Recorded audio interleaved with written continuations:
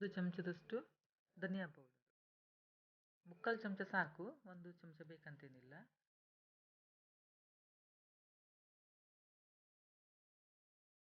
ಸ್ವಲ್ಪ ಪೌಡರ್ದು ಸ್ವಲ್ಪ ಹಸಿ ವಾಸನೆ ಹೋಗುವಷ್ಟು ಫ್ರೈ ಮಾಡ್ಕೊಳ್ಬೇಕು.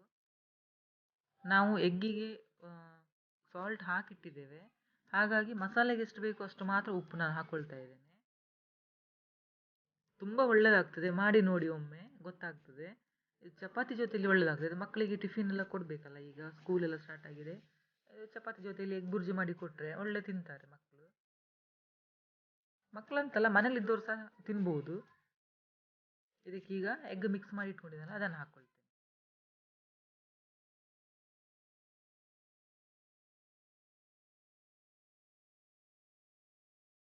ಎಗ್ ಹಾಕಿದ ಮೇಲೆ ಫ್ಲೇಮ್ ಸ್ವಲ್ಪ ಮೀಡಿಯಮಲ್ಲಿ ಇಟ್ಕೊಳ್ಳಿ.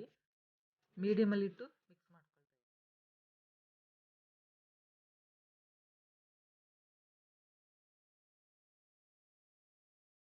ಸ್ವಲ್ಪ ಹೊತ್ತು ಇದು ಮಿಕ್ಸ್ ಮಾಡ್ತಾ ಇರಬೇಕು, ಇಲ್ಲ ಅಂತ ಹೇಳಿದರೆ ಸ್ವಲ್ಪ ಅದು ತಳ ಹಿಡಿದ ಹಾಗೆ ಆಗ್ತದೆ. ಮತ್ತೆ ಮಿಕ್ಸ್ ಮಾಡ್ತಾ ಇದ್ದ ಹಾಗೆ ಅದು ಪೌಡರ್ ಥರ, ಅಂದರೆ ಪೀಸ್ ಕರೆಕ್ಟಾಗಿ ಆಗ್ತದೆ. ಇಲ್ಲ ಅಂತ ಹೇಳಿದರೆ ಆಮ್ಲೆಟ್ ಥರ ಆಗ್ತದೆ.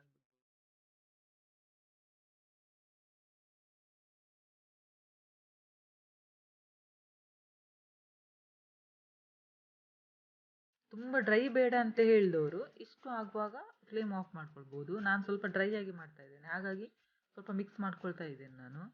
ಆಮೇಲೆ ಇದು ಸ್ವಲ್ಪ ಪೀಸ್ ಸ್ವಲ್ಪ ದೊಡ್ಡ ದೊಡ್ಡದಿರೋಗೋಸ್ಕರ ಸ್ವಲ್ಪ ಕೈಮಾ ಥರ ಮಾಡಿದರೆ ಒಳ್ಳೆಯದಾಗ್ತದೆ. ಹಾಗಾಗಿ ನೋಡಿ, ನಾನು ಸ್ಪೂನಲ್ಲಿಯೇ ಇದನ್ನು ಸ್ವಲ್ಪ ಕಟ್ ಮಾಡ್ಕೊಳ್ತಾ ಇದ್ದೇನೆ. ಪ್ಲೀಸ್ ಲೈಕ್ ಮಾಡಿ, ಶೇರ್ ಮಾಡಿ, ಮತ್ತು ಸಬ್ಸ್ಕ್ರೈಬ್ ಮಾಡೋದು ಮಾತ್ರ ಮರಿಬೇಡಿ. ಮತ್ತು ಇದನ್ನು ಮನೆಯಲ್ಲಿ ಮಾಡಿ ಹೇಗಿತ್ತು ನನಗೆ ಕಮೆಂಟ್ ಮಾಡಿ ಹೇಳಿ.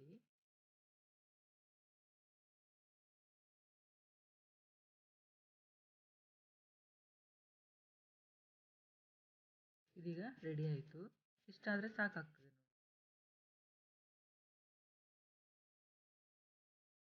ಬೇಕಂತ ಹೇಳಿದರೆ ಕೊತ್ತಂಬರಿ ಸೊಪ್ಪು ಸಹ ಮೇಲ್ಗಡೆಯಿಂದ ಹಾಕ್ಕೊಳ್ಬೋದು, ನಾನು ಹಾಕಲಿಲ್ಲ. Thank you.